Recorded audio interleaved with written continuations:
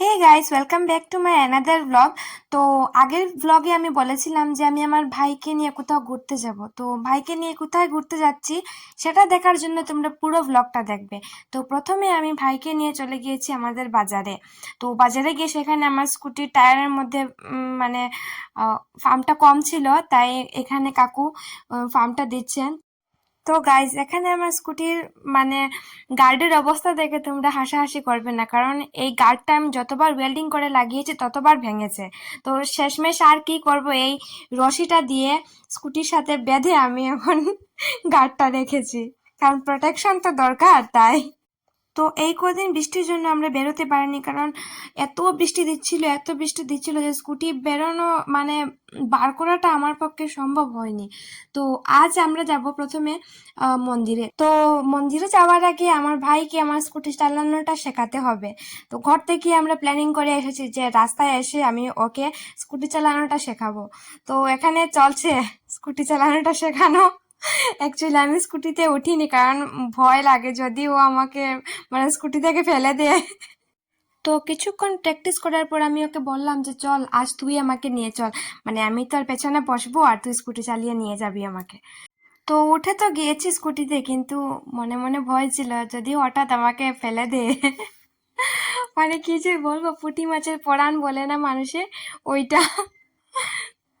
তো এখানে আমি মস্ত পেছনে বসে বসে মজা নিচ্ছি আর ভিউ এনজয় করছি। তো লাগাতে গিয়ে আমরা প্রথমে ভাবছিলাম যে মন্দিরে যাব। তো এখানে আমি ভাইকে বলছি যে মন্দিরে যাওয়ার জন্য। আস্তে আস্তে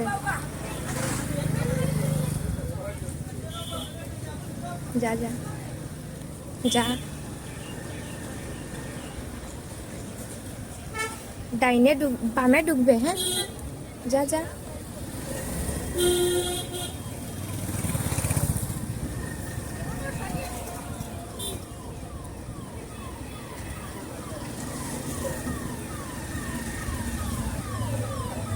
তো গাইস, এখানে আমরা মন্দিরে চলে এসেছি। তো এই মন্দিরটা হলো হনুমান মন্দির। আমি আগেও এখানে এসেছি আর ব্লগও বানিয়েছি, তোমরা দেখেছো হয়তো। তো আমরা যখন গিয়েছি মন্দিরে তখন কীর্তন চলছিল। আসলে ডেইলি এরকম মানে বিকাল টাইমে কীর্তন চলে। আমাদের তো আর ডেইলি যাওয়া হয় না। তো গিয়ে খুবই ভালো লাগলো।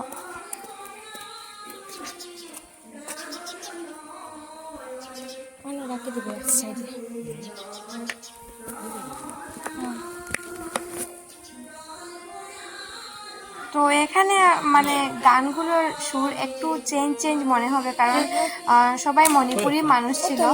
তো ওদের গানের মানে সুরের সাথে আমাদের গানের সুর একটু হলেও মানে কম বেশ থাকে।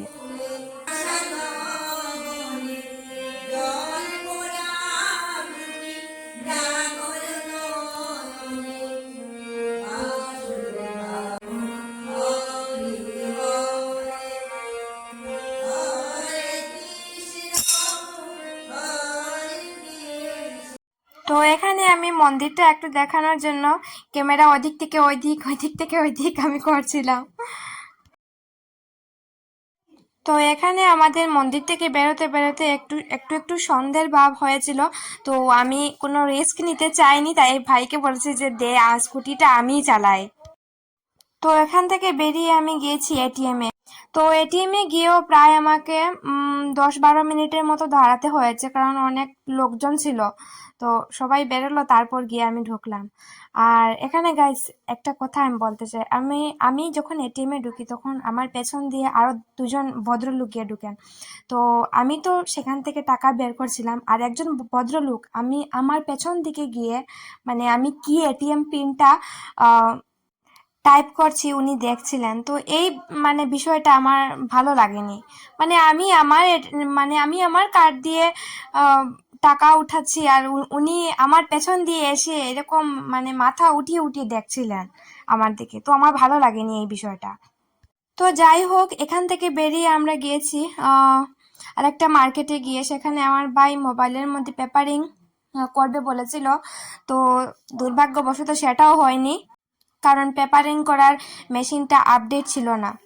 তারপর এখান থেকে বেরিয়ে আমরা গিয়েছি পকোড়ার দোকানে। তো পকোড়ার দোকানে গিয়ে আমরা পকোড়া নিয়েছি, একটু ঝালমুড়িও নিয়েছি। তারপর এখান থেকে আমরা আরেকটা দোকানে গিয়েছি, গিয়ে ঘরের জন্য একটু জিনিস নিয়েছি, আর তারপরে আমরা বাড়ি চলে গিয়েছি। সো থ্যাংক ইউ গাইস আমার ভিডিওটা দেখার জন্য। আজকের জন্য শুধু এতটুকুই। তো ভিডিওটা ভালো লাগলে অবশ্যই লাইক করবে আর কমেন্ট করে আমাকে জানাবে কেমন হয়েছে। So tata guys.